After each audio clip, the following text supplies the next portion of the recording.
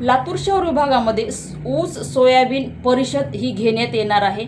यामध्ये सोयाबीनचे भाव हे 1.5 झाले पाहिजेत। सदरील साखरेचा भाव हा 4,000 करण्यात यावा आणि जो समस्त शेतकरी वर्ग आहे कर्जबाजारी त्यांची या कर्जातून मुक्ती करण्यात यावी म्हणून क्रांतिकारी शेतकरी संघटनेचे प्रदेश अध्यक्ष राजीव कसबे तसेच संघर्ष योद्धा रविकांत तुपकर साहेब यांच्या मार्गदर्शनाखाली लातूर शहरामध्ये येत्या गुरुवारी 16 तारखेला दुपारी 1 वाजता दादा दगडोजी देशमुख सभागृह या ठिकाणी ही परिषद संपन्न होणार आहे। तेव्हा जो भारतातील माझा समस्त शेतकरी वर्ग आहे त्यांनी लातूर शहरामध्ये 16 तारखेला मोठ्या प्रमाणामध्ये उपस्थित राहायचं आहे। कारण जो अतिवृष्टीमुळे बऱ्याच लोकांचं नुकसान झालेलं आहे, शेतीची नासाडी झालेली आहे आणि यामध्ये बऱ्याच लोकांनी आत्महत्या सुद्धा शेतकरी बांधवांनी केलेली आहे। यांना न्याय देण्यासाठी आपण समस्त शेतकरी वर्गाने